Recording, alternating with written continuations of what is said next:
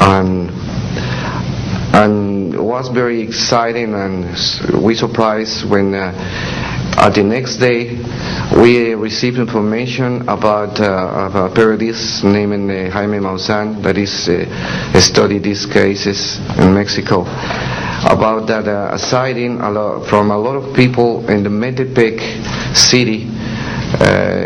There is another point located southeast of the Toluca airport, about a sighting of the big flying saucer, apparently 50 meters of diameter, than for a lot of people, and that led the trashes something in the ground.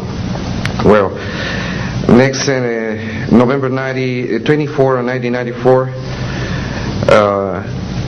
We have on service officially our new radar system, and after that moment we have information very exactly about of these sightings at the same time with the pilots and detections.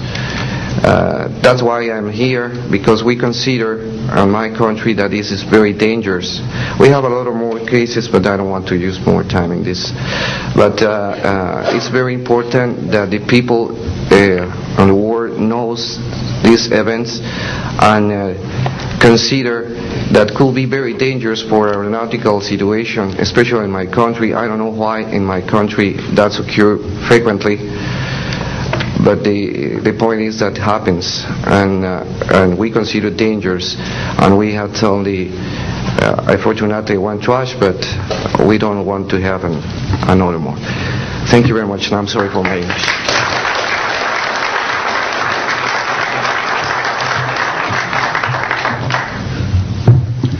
My name is Graham Bethune. I'm a retired Navy commander, pilot, had a top secret clearance.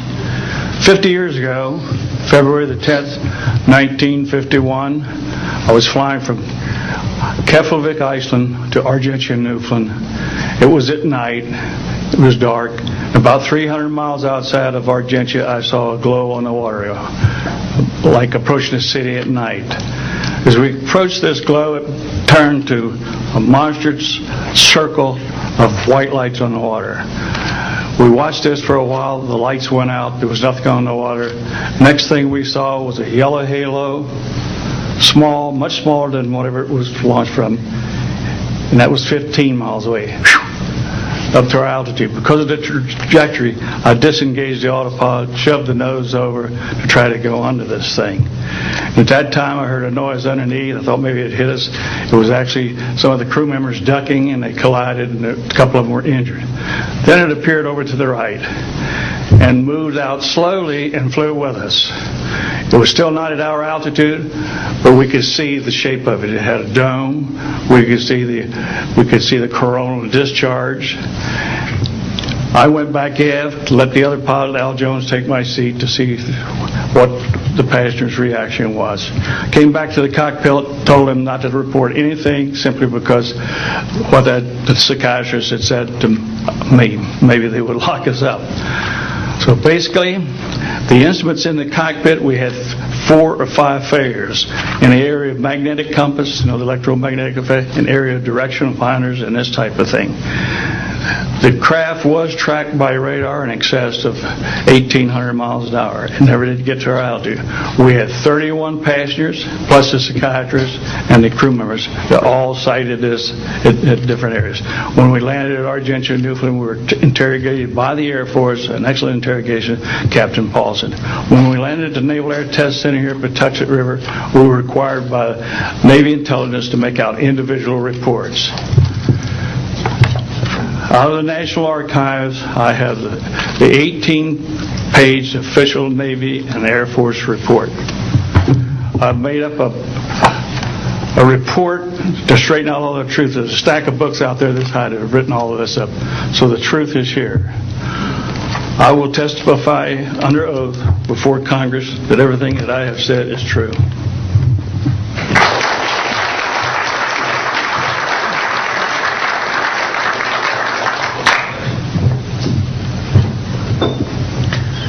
My name is Dan Willis. I was in the United States Navy. I held a top secret crypto level 14 extra sensitive material handling security clearance. I worked in the code room at the Naval Communications Station in San Francisco. In 1969, I received a priority message from a ship near Alaska that was classified as secret. The ship reported emerging out of the ocean near port bow a brightly glowing reddish-orange elliptical object approximately 70 feet in diameter emerged out of the water, shot into space, traveling at about 7,000 miles per hour. This was tracked on ship's radar and substantiated. Years later, I worked at the Naval Electronic Engineering Center in San Diego for 13 years. The co-worker who I worked with worked at the NORAD facility. When he first started working at the facility, he noticed objects going on the screens that track everything out in space and in the air, objects going off the scale, doing right-angle turns. When he inquired, his older supervisor advised him that, quote, it was just a visit from one of our little friends. I thought this was a little unusual. These statements are true. I'm willing to testify under oath before Congress. Thank you.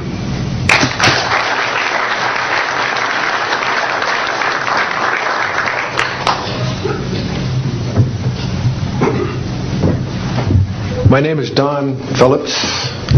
I was in the United States Air Force and had worked with certain intelligence agencies of the United States government.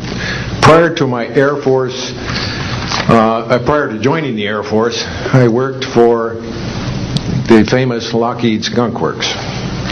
And I was working for them when I was attending college, and I worked for them in the capacity as a design engineer. It was one of my proudest moments of my life to work with a man by the name of Kelly Johnson. A lot of you might be familiar with that.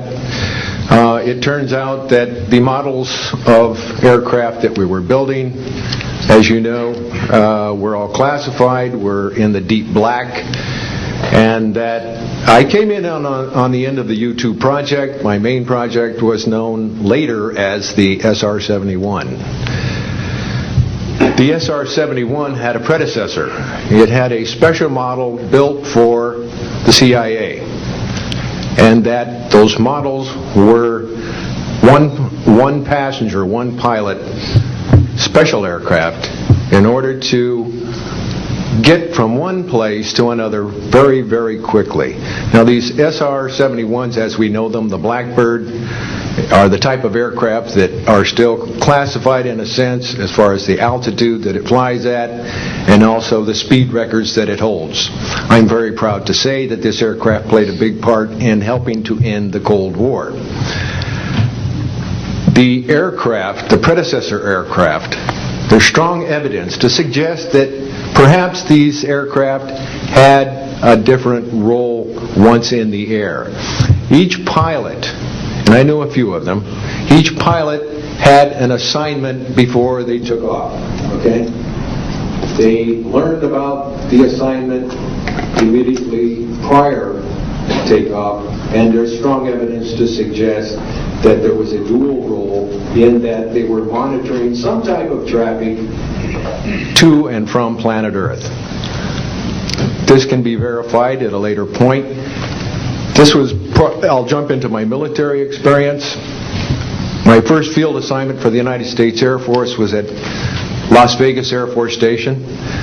And that was my first experience with Las Vegas, and I couldn't understand why people were being so excited about going to a place such as this, but I soon found out about a year later